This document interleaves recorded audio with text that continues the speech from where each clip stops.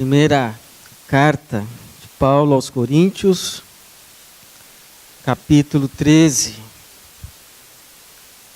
verso de número 1. 1 Coríntios 13, a partir do versículo 1. Diz assim, 1 Coríntios 13, a partir do versículo de número 1.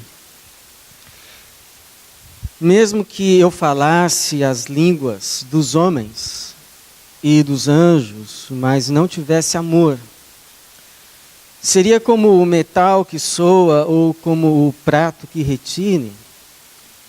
Mesmo que eu tivesse o dom de profecia e conhecesse todos os mistérios, e tivesse todo o conhecimento, e mesmo que tivesse fé suficiente para mover montanhas, mas não tivesse amor, eu nada seria. E mesmo que eu distribuísse todos os meus bens para o sustento dos pobres, e entregasse o meu corpo para ser queimado, mas não tivesse amor, nada disso me traria benefício algum. O amor é paciente, o amor é benigno, não é invejoso, não se vangloria, não se orgulha, não se porta com indecência, não busca os próprios interesses, não se enfurece, não guarda ressentimento do mal, não se alegra com a injustiça, mas congratula-se com a verdade. Tudo sofre, tudo crê, tudo espera, tudo suporta. O amor jamais é vencido. Mas havendo profecias serão extintas, havendo língua silenciarão, havendo conhecimento desaparecerá. Porque parcialmente conhecemos e parcialmente o profetizamos, mas quando vier o que é completo, então o que é parcial será extinto. Quando eu era criança, falava como criança, pensava como criança, raciocinava como criança. Mas assim que cheguei à idade adulta, acabei com as coisas de criança. Porque agora vemos como por um espelho, de modo obscuro, mas depois veremos face a face. Agora conheço em parte, mas depois conhecerei plenamente, assim como também sou plenamente conhecido. Portanto, agora permanecem esses três, a fé, a esperança e o amor, mas o maior deles é o amor. Que o Senhor nos abençoe na sua palavra. Amém. Você ama? Você é uma pessoa que ama? Eu creio que a primeira resposta natural seria você me dizer: bom, pastor, depende de quem? De quem você está falando? Os meus filhos amam. Meu esposo ama. Agora, fulano de tal, eu tenho dúvida. Beltrano, eu tenho quase certeza que não. Mas, afinal de contas, o que a gente entende por amar? Porque a verdade é, a gente usa tanto essa expressão, eu amo, e usa para tanta coisa, que dizer eu amo, já hoje não significa muita coisa.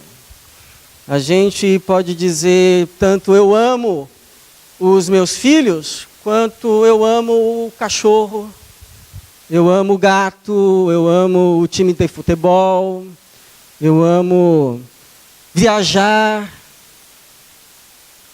eu amo tirar férias, eu amo o dia do salário, eu amo ir no McDonald's. Aliás, você lembra aquela frase, né? Eu amo muito tudo isso. Então, quando a gente diz eu amo, a gente está querendo dizer exatamente o quê?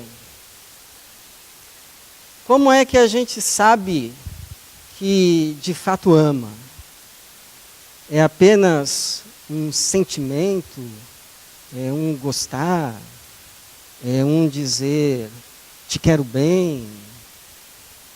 O que a Bíblia, sua palavra, especialmente esse texto que é considerado assim, um tributo do amor, tem a nos dizer a respeito do que é amor? Não definir amor, porque se Deus é amor, então definir amor seria limitar demais o que é amor, mas pelo menos nos dá assim, algumas impressões, algumas aproximações, um tipo de gabarito que nos ajude a identificar e saber discernir quais são as coisas que de fato têm a ver com amor. E outras coisas que a gente diz que ama ou chama de amor. As pessoas dizem que fazem porque fazem por amor. Mas na verdade não tem nada a ver com amor. Então, primeiro, amor tem a ver com decisão. Decisão. Antes de amor ser, na Bíblia, como revelado, um sentimento que me diz que eu amo, antes é uma decisão de amar. Eu decido amar minha esposa. Eu decido amar meu esposo, eu decido amar os meus filhos, eu decido amar os meus pais, eu decido amar os meus irmãos, eu decido amar a minha igreja, eu decido amar o meu próximo. Não é uma questão de mérito, não é uma questão de eu sentir, mas antes é uma decisão. Ora, se Jesus resumiu toda a lei de Deus em 2 mandamentos, que é amar a Deus sobre todas as coisas e ao meu próximo como a mim mesmo. Então, antes de ser um sentir, amar é um decidir. Eu amo. E a decisão qual é? Dizer eu te amo. Justificar ações por um determinado tipo de sentimento que chamo de amor, não é a decisão racional, concreta, de só fazer o bem a esta pessoa. A decisão concreta de não fazer o mal a essa pessoa. O mal que eu não quero para mim, eu decido não fazer para essa pessoa. E o bem que eu desejo que façam para mim, inclusive que ela fizesse para mim, faça ela ou não, eu decido fazer por ela e para ela. Eu decido amá-la. Está decidido, não é uma questão de sentimento, não é uma questão de mérito, não é uma questão de troca, não é uma questão de contabilidade, é uma questão de decisão. Eu decidi amar e está decidido. E aí a gente entende um pouco a forma como Deus nos ama, que também é uma decisão de nos fazer o bem sempre, em toda e qualquer situação, ainda que o bem que Ele faça, no primeiro momento não possamos chamar de amor, de bem. Pelo contrário. Por exemplo, estávamos orando essas semanas atrás a respeito de um missionário que se perdeu lá na mata do Amazonas. Já estava há 10 dias perdidos, depois foi achado e ele conta o testemunho. E ele diz que durante a sua andança ali naquela mata, ele pediu muito para Deus achar uma árvore que dava um tipo de fruta chamada chuí, se não me falha a memória. Porque, segundo ele, era uma fruta muito substanciosa, com muitos elementos energéticos, que ele cria que se achasse, teria forças para sobreviver. E desejava muito comer aquela fruta e encontrar a árvore. E ele não encontrou. Te pergunto, se fosse você Deus, você faria ele encontrar a árvore? O que os nossos sentimentos dizem? Claro, está perdido, coitado. Está procurando uma bendita de uma árvore para sobreviver? Claro, toma 10 árvores. Se o problema é encontrar essa árvore, toma 10. Isso não seria mostrar bondade? Ele disse que o que ele encontrou foi um pouquinho assim no chão. E foi daquilo que ele comeu. E aí, depois que foi salvo, contando isso a um enfermeiro, o enfermeiro disse: ainda bem que você não encontrou. Porque se você tivesse encontrado essa árvore, comido o tanto que você estava pensando em comer, naquelas condições que você estava, você poderia passar muito mal. Muito mal. Por isso, Romanos 8 vai dizer que Deus age em todas as coisas, não da forma que a gente quer, mas para o bem daqueles que amam a Deus, aqueles que foram chamados segundo o seu propósito de serem feitos à imagem de seu Filho. Então, não julgue o que Deus faz, porque tudo que Deus faz, faz bem e para o bem, quer a gente entenda ou não.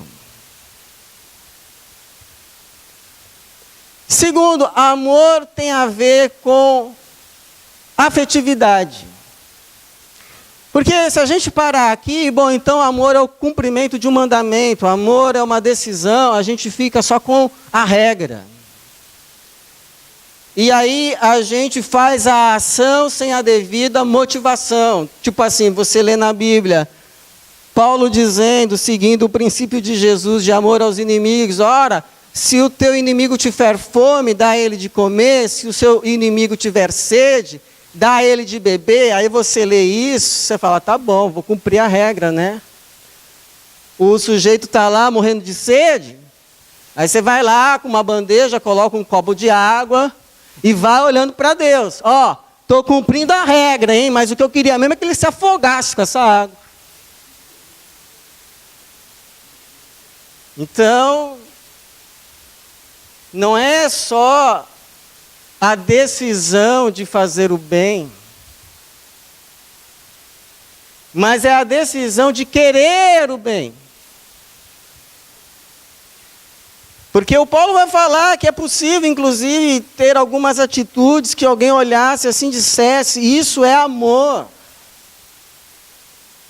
Ele diz aí, o versículo de número 2 e 3, mesmo que eu distribuísse todos os meus bens para o sustento dos pobres, entregasse o meu corpo para ser queimado, talvez no salvamento de alguém, como foi o caso daquela professora, que foi queimada, morreu queimada, salvando crianças de um incêndio. Mas, se não tivesse amor, nada disso me traria benefício algum.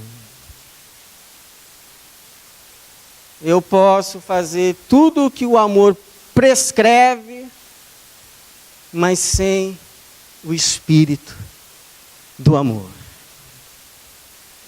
Por isso que a Bíblia vai dizer que não é quem cumpre a lei que ama. Não é quem cumpre a lei que ama, mas quem ama, cumpre a lei. A lei do amor. Amar a Deus acima de todas as coisas e o seu próximo como a si mesmo. Terceiro amor, então, tem a ver com empatia. Empatia no sentido de você ter a graça divina de conseguir se colocar no lugar do outro sentir a dor do outro. E então tratar o outro a partir daquilo que você sentiu estando no lugar do outro. Porque você sabe que mudando o ângulo, as coisas mudam, as percepções mudam. O atacante, quando vai bater o pênalti, ele acha o gol pequeno. E longe. Nossa, quem contou esses 11 passos aí? Parece 20. Mas quem vai defender o pênalti, o goleiro, acha que o gol está enorme. E que está muito perto. Então, amar também é a capacidade da empatia. De você se colocar no lugar dele, olhar da perspectiva dele, aí voltar para o seu lugar e tratá-lo, não a partir daquilo que você vê, mas a partir daquilo que você viu. Por isso que o Paulo vai dizer assim, que o amor não se alegra com a injustiça. Que tem a ver com o contrário de equidade, de dar o tratamento devido. Então a pergunta que fica é a seguinte: por que que a gente acha que o que dói na gente não dói no outro?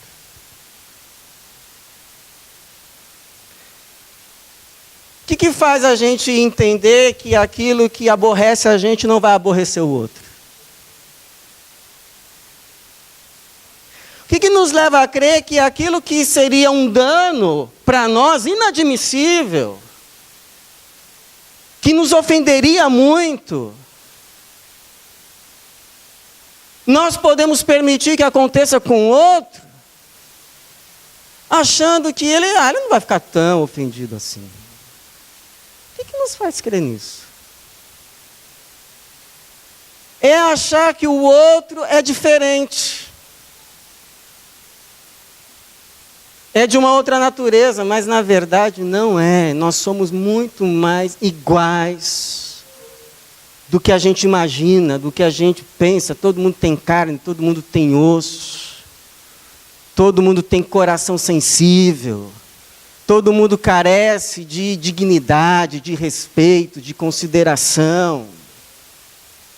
Todo mundo tem sangue. Então, o que diferencia a gente são algumas peculiaridades, mas aquelas coisas que são comuns à vida, isso é igual para todo mundo. Um pode preferir arroz e feijão, o outro pode preferir batata. Mas todo mundo precisa de sustento, e sustento digno. Um pode falar alemão, outro fala português, mas todo mundo tem a necessidade de falar e ser ouvido. Uma pode ser tratada de senhora, a outra de frau, mas ambas querem respeito. Querem ser tratadas da devida forma. Então, a partir de hoje, quando você for fazer, por exemplo, uma visita para alguém, pense assim: olha, eu estou indo fazer essa visita. Mas se fosse o contrário, eu fosse receber essa visita, como eu gostaria que essa visita se portasse? É assim que você deve se portar. Agora, se for o contrário, eu vou receber a visita. Mas se fosse eu que fosse fazer a visita, como eu gostaria de ser recebido? Então é assim que você tem que receber. Você é patrão, cristão, então o exercício do amor é você fazer o seguinte: se eu fosse o empregado, nessa situação, qual seria o tratamento que eu acharia justo? É assim que você deve tratar. Agora, você é o empregado, o exercício do amor é você falar e pensar, bom, mas se eu fosse o dono desse negócio aqui, como eu gostaria que tratassem as minhas coisas? É assim que você deve tratar. Porque não foi assim que Jesus demonstrou o seu amor por nós?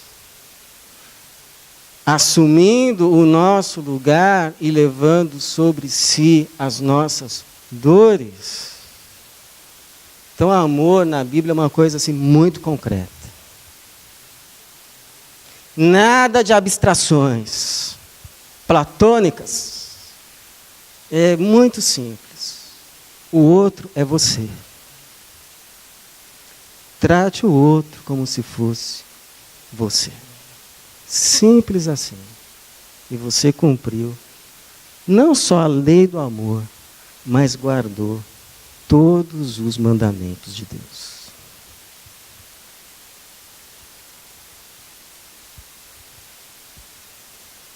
Quarto, amor tem a ver com cuidado, não com posse. Há uma diferença entre cuidar e possuir. Então, às vezes a gente ouve, não, o fulano matou por amor.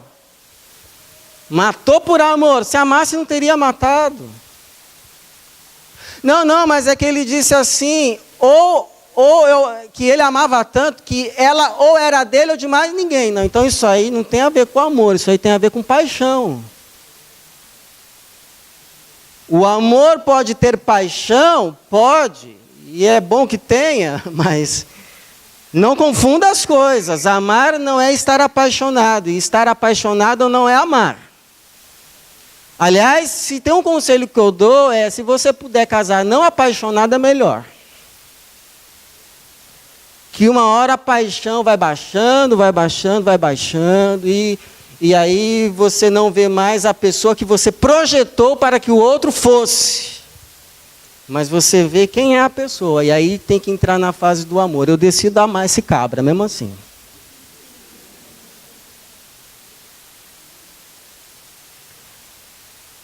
E eu decido amar essa mulher, já não estou mais iludido. Já sei quem é. A fumaça da paixão evaporou e ficou a realidade, decido. Então, paixão é assim, é fogo, é sentimento, depois só fica fumaça. Paixão, olha e diz, olha que coisa bela. Quero para mim. E só para mim. Por isso que eu vou cuidar. Eu vou cuidar para ser meu e só meu. E ser meu significa ser da forma que eu quero. Senão, não amo mais. Agora, o amor é já diferente. O amor é, olha que belo. Cuidarei. Porque sei que pertence a Deus. Pertence a Deus, Ele me confiou. Um dia eu vou entregar. Então eu vou cuidar. Mas eu sei que não é meu. E por não ser meu, não precisa sair do jeito que eu quero. O Paulo vai dizer assim que o amor não arde em ciúmes. Você acha que você tem ciúmes de uma coisa que você ama? O Paulo está dizendo que ciúmes não tem nada a ver com amor. Ciúmes tem a ver com posse. Sentimento de posse. É meu, é para mim, é só para mim. E essa palavra que é traduzida por ciúmes, pode ser traduzida também por zelo. Por se preocupar com. Pode ser, tem o bom sentido da palavra, que é o zelo, é o preocupar-se com, é o lutar por, mas é uma linha tênue, fina, e daqui a pouco pode virar outra coisa, pode ser inveja, pode ser arder em ciúmes, pode ser querer possuir para si, e aí pronto, aí já é outra coisa. E aqui é no mau sentido mesmo. O amor não arde em ciúmes. Porque o amor não é igual à paixão que cuida para ter. Por exemplo, lá do meu escritório eu estou observando agora, da janela, um ninho de corvos. E fica lá a senhora corva no ninho, tem pão. Chocando lá os ovos. De vez em quando chega lá o seu corvo, dá uma olhada. Está tudo bem aí, já vai embora. Mas ela fica lá. Tem pão, tem pão. A gente já está até ficando amigo já, assim. Tem pão lá, tem pão, tem pão. Depois de vez em quando dá uma saída, aí volta, e fica mais um tempão, tempão. Está lá cuidando, está lá chocando, está lá dando do calor do corpo para os ovos e para quê? Depois que ela doar de tudo e mais um pouco, os ovos vão se quebrar e os corvinhos vão sair e vão ser alimentados por um tempo e vão aprender a voar e vão embora. E sabe com quantos ela vai ficar? Com nenhum. Mas ela não cuida para ter, ela cuida para ser aquilo que foi chamada por Deus para ser. Então a paixão, ela cuida para ter. O amor cuida para ser. Ser o quê? Ser pai. Ser mãe. Ser amigo. Ser irmão. Ser fiel a Deus que o confiou aquilo que o confiou. Sabe que um dia vai entregar. Sabe que um dia há de prestar contas. E anseia ouvir naquele dia aquela frase que é a frase mais desejada de ser ouvida em todo o universo. Servo bom e fiel. Servo bom e fiel. Sobre o pouco foste fiel, sobre o muito te colocarei. Entra para a alegria do teu Senhor. Ame para ser o quê? Fiel. A quem? A Deus.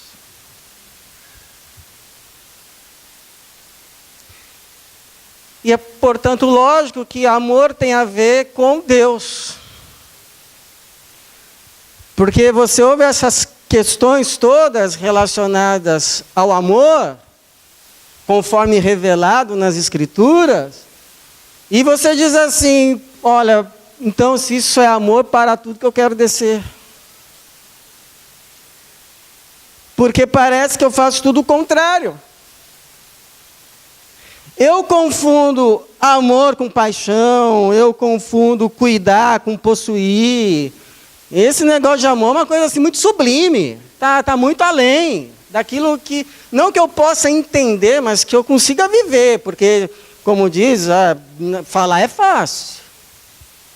Agora, experimentar, viver, expressar esse ágape, isso aí é coisa de Deus, e é mesmo. É por isso que o Paulo vai colocar o amor numa igreja cheia de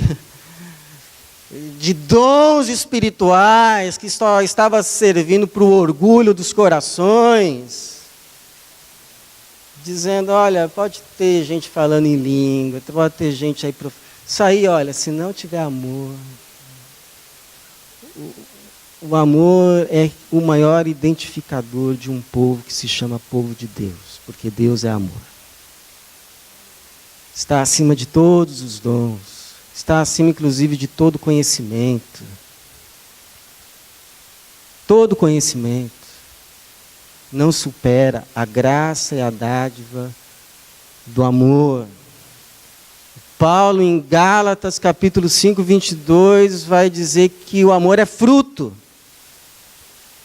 Fruto do Espírito Santo, Espírito de Deus, que é amor.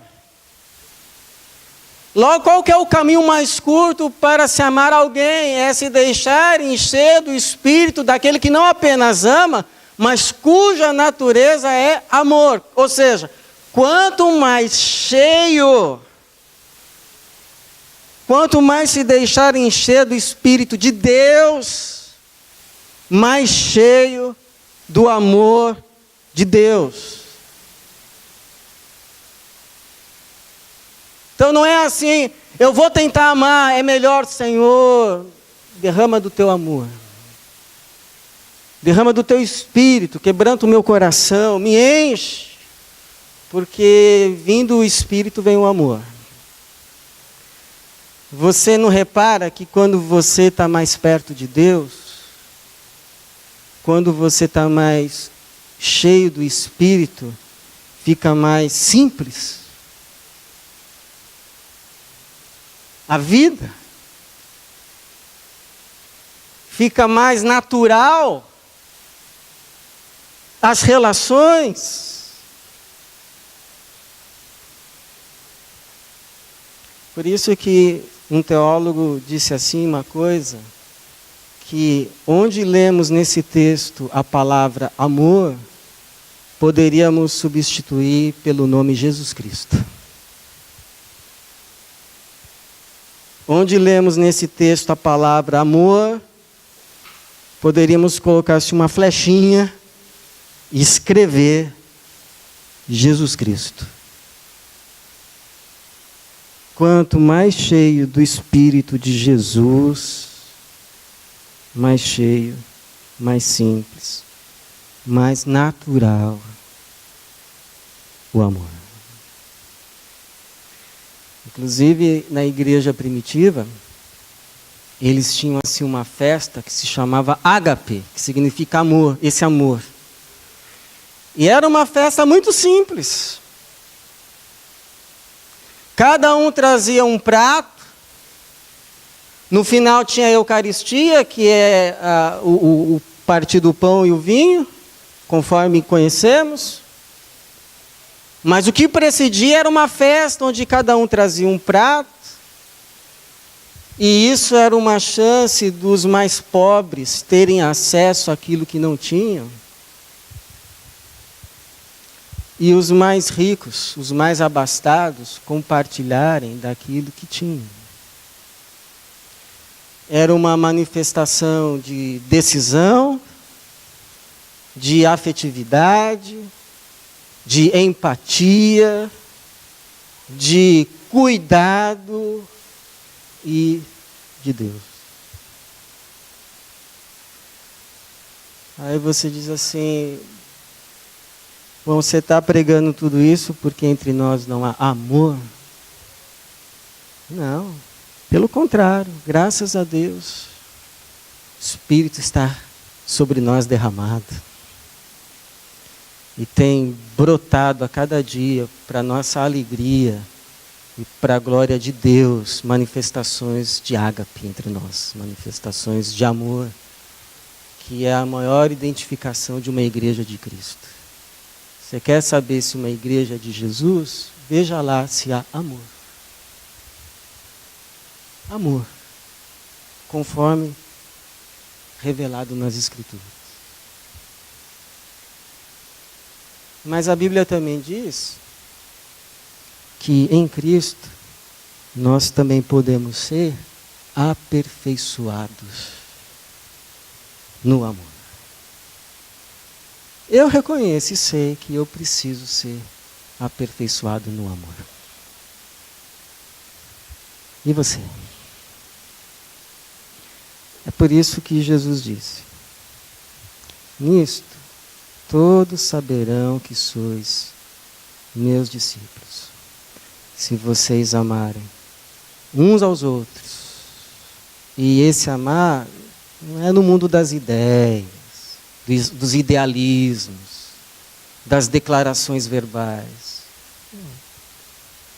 nessa decisão, nessa afetividade, nessa empatia, nesse cuidado, nessas coisas que são manifestações claras do Espírito de Jesus. Nisto todos saberão que sois meus discípulos, se vocês se amarem uns aos outros, como eu vos amei.